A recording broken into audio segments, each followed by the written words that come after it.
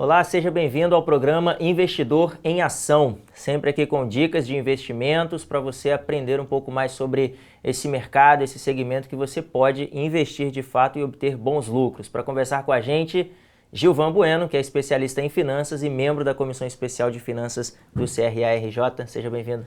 E aí? Grande alegria de estar aqui, mais irmão? um encontro, mais a segunda-feira, depois do final de semana nublado, né? Bem nublado. Bom, a gente vai falar sobre o FGTS. Acontece que o governo liberou R$500 por pessoa a partir do dia 13 de setembro ainda de 2019 para que as pessoas possam sacar esse dinheiro do Fundo de Garantia por Tempo de Serviço.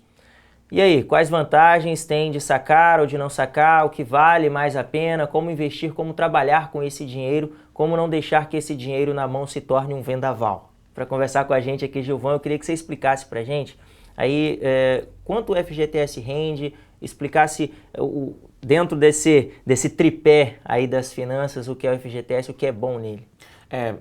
O seu comentário é excelente, e até quando eu fiz essa brincadeira sobre estar nublado, é basicamente para a gente tentar abrir o tempo ali e apresentar para a população um tema que ficou muito distante e que há alguns anos, nos cursos que eu ministro, eu venho apresentando às pessoas, e esse programa, mais uma vez, eu gosto de enfatizar, ele está sendo organizado, idealizado para responder esse tipo de questão. Então, quem está nos assistindo, use os nossos canais para se comunicar. Quando nós falamos em investimentos, nós pensamos num tripé, que é a rentabilidade, liquidez e segurança.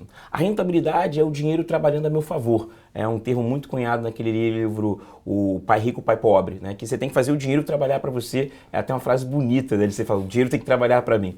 Um outro critério é a questão da liquidez, é o acesso imediato. Então, alguns produtos de investimento, eles têm ali o D0, que você consegue acessar o dinheiro diretamente. Um caso muito emblemático é a poupança. E a segurança é o risco que esse dinheiro ele tem no dia a dia, na sua estrutura. Por exemplo, quando você olha ali para um tema muito comum para o estudante de administração, que são as debêntures, são aqueles títulos de dívida emitidos por empresas SA, eles têm um risco de crédito muito grande, porque a empresa garante isso. Por exemplo, o Tesouro Direto, que nós já apresentamos aqui, ele tem um risco também de crédito, mas é menor. Por quê? Porque quem oferece isso é o governo. E nós temos ali as instituições financeiras, os bancos, que você tem o CDB, que ele tem lá o Fundo Garantidor de Crédito. Então, dessa maneira, nós contextualizamos o tripé dos investimentos. E aonde o FGTS se enquadra em uma dessas modalidades? Na modalidade de rentabilidade, era o grande problema desse produto. Por quê? Ele tinha uma rentabilidade abaixo da poupança, uma rentabilidade que girava em algo de torno de 3,8 ao ano. Então, o seu dinheiro trabalhava numa velocidade menor. Nos últimos anos, principalmente no final de 2017, início de 2018, o governo descontava compulsoriamente 8% do salário. Aí esse 8% ia para um fundo, que o nome é fundo, né, FGTS, Fundo Garantidor de Tempo de Serviço. Então esse dinheiro ficava ali aplicado e esse dinheiro, para você que perdeu ele, ficava trabalhando para você. Só que ele trabalhava numa rentabilidade abaixo da taxa básica do governo, abaixo da poupança. Então o governo ele começou a fazer o seguinte, olha, eu vou fazer esse dinheiro trabalhar numa melhor rentabilidade para você.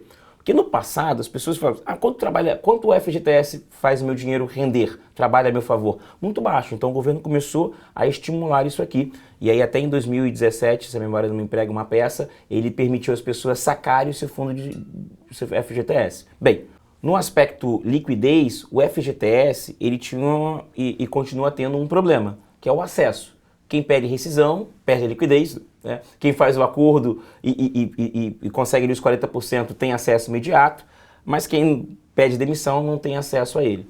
O risco é muito baixo, porque é o governo que garante. Então, os maiores desafios são rentabilidade e liquidez.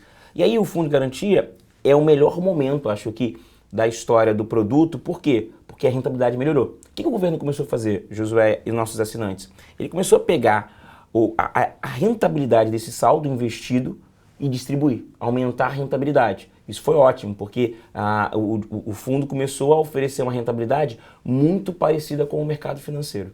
Agora, a questão da segurança, que é o que ficou, ele é seguro, né? Você põe esse dinheiro lá, você não perde nesse sentido. A questão de perder é o seguinte, o governo vai pegar esse dinheiro e vai sumir com esse dinheiro, né? Porque o risco de crédito Você pega um dinheiro e vai embora. Você assume uma dívida. Você assume uma dívida. Se a empresa não tiver condições de te pagar de volta, perdeu. Perdeu. Mas o governo procura ser bastante transparente, os saldos são depositados, ele faz toda essa gestão junto com a Caixa Econômica, que mantém ali. Então o risco é um risco que a gente chama de risco soberano, vamos colocar assim. Porque quem faz a gestão do capital é o governo. Na verdade é o FAT, né, que é o Fundo de Amparo ao Trabalhador, junto com a Caixa Econômica e outros componentes, mas ele é mais seguro porque ele tem ali o governo envolvido e isso traz ali uma segurança maior. São vários componentes, vários agentes, tem o FAT, tem a Caixa Econômica, tem o governo, mas ele tem sim uma segurança porque é um órgão que mensalmente recebe aí 8% dos salários dos trabalhadores brasileiros. Algumas pessoas estavam reclamando na questão de ser apenas R$500, apenas R$500, para serem sacados, e aí o governo até deu uma resposta meio atravessada. Se você não quer, você não precisa sacar. E realmente não precisa sacar. Mas quem quer sacar? Qual a melhor forma de administrar esse dinheiro para poder, de alguma forma, colocá-lo para trabalhar, para você? É válido investir? O que dá para fazer com esse dinheiro? Tem dois componentes interessantes para a gente apresentar aos nossos assinantes, que é o seguinte.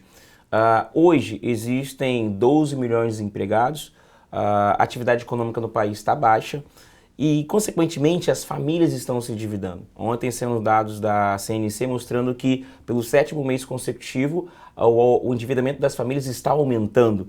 E aí um dado do SPC, Serasa Experian, mostra o seguinte, que 40% desse endividamento das famílias corresponde ao valor de R$500. No primeiro momento, quem é da região sudeste, e é um embate pessoal que eu sempre gosto de apresentar, ele fala só R$500. Na região sudeste, R$500 é um valor que pode ser ali menosprezado em alguns momentos, mas na região nordeste, norte do país e centro do país, R$500 às vezes é o salário de uma família. Então a gente tem que ter muito cuidado, não estou aqui fazendo defesa nenhuma, mas tem que ter muito cuidado, porque R$500 aqui no Sudeste é algo que é as compras do mês em alguns momentos, né? Uma parte das compras do mês. Para mim é muita coisa. Para muita coisa. Mas isso é importante. Então assim, o valor é pequeno, mas poxa, existem 40% de uma população que com esse valor zera suas dívidas. Então a gente não pode menosprezar. Por quê? Porque quando a família ela liquida sua dívida, e aí tem um ponto que eu sempre gosto de destacar, em economia, você pode fazer lá teorias de microeconômicas, macroeconômicas, mas sempre vai ser assim, ó, governo, empresas e famílias. As famílias consomem nas empresas, as empresas aumentam sua lucratividade e pagam mais impostos, e o governo, quando recebe mais impostos, ele vem e abastece as famílias com algumas benfeitorias. Mas a partir do momento que as famílias consomem menos, toda essa cadeia aqui arrecada menos. Então, o governo está tentando criar formas de estimular. E a gente não pode menosprezar isso. Além de estimular a economia, além de saldar as dívidas, abre uma possibilidade para o investimento, né? Porque a pessoa também com nome sujo é complicado de investir, né? Eu adoro essa pergunta, porque às vezes as pessoas falam, eu tenho um investimento e tenho uma dívida. E aí a questão, às vezes, e não é nem um cálculo de muita magnitude, de muita dificuldade. É o seguinte, o meu dinheiro, a cada 12 meses, rende 6%. E o meu cheque especial, no mês, se eu não pagar, rende 12%. Ou o meu cartão de crédito me tira do meu orçamento 15%. Então, ter um investimento não paga a dívida que cresce a 12%. O seu dinheiro cresce a 6% ao ano e a sua dívida cresce a 12% ao mês. Então, o legal é, pega esse recurso, liquida essas dívidas aqui, principalmente dívidas de cartão de crédito e cheque especial, que tem taxas de juros muito caras, e fica com o nome ativo. Por quê? Aí você consegue empregabilidade, acesso ao mercado, oportunidades, consegue investir sim de maneira correta. Então, esse saldo é importante para você quitar suas dívidas. É válido lembrar também que existe uma outra modalidade de saque, que é a questão do saque aniversário. Quer dizer, a partir de 2020, né, durante o seu aniversário, você pode sacar entre 5% e 50% do que você ganha. Vale a pena fazer essa modalidade também, sabendo que caso você for demitido por justa causa, né, sem justa causa, você não poderá sacar o FGTS. Como você avalia essa questão aí também? Essas perguntas chegaram com muita frequência. Aí tem que ter um estudo do seguinte, olha, por exemplo, tem pessoas que pegam o salário do fundo de garantia e quitam a dívida imobiliária, que eu acredito que faz muito sentido, porque a dívida imobiliária ela tem uma taxa de juros às vezes maior do que a rentabilidade do FGTS. Então você tem que ver assim, tem um projeto especial, tem alguma questão que eu queira fazer, Porque uma vez que você coloca seus recursos ali, você não pode mais retirar. Então, é muito subjetivo. Eu acho que a primeira coisa que você tem que olhar é o meu endividamento. Se você tem um endividamento, faz sentido para você quitar o endividamento. Porque, olhando as taxas de juros no Brasil, a dívida cresce muito frente à sua rentabilidade. Então, se você tem endividamento, quita o endividamento. Se o seu cenário for um planejamento, aí você pode talvez aguardar para um imóvel, para um intercâmbio, mas sempre assim, olhe o endividamento. Se você tem endividamento, quite o seu endividamento. Gilvan, e quem tiver mais dúvidas aí sobre o FGTS, quem quiser conhecer um pouco mais, como faz? Nosso LinkedIn, Gilvan Bueno Costa, e o Twitter, Bueno Costa 20. Muito bem. Gilvan, muito obrigado aí pela sua participação com a gente, sempre tirando dúvidas aí sobre investimentos. Até o nosso próximo encontro, foi uma grande alegria estar aqui. Até o próximo. E os nossos ouvintes fiquem à vontade para estimular algumas perguntas, dúvidas, estamos aqui à disposição para responder. E você que nos acompanha, muito obrigado pela audiência, por sempre estar aqui ligadinho na CRA RJ Play, na Rádio ADM RJ, recebendo grandes dicas sobre investimentos.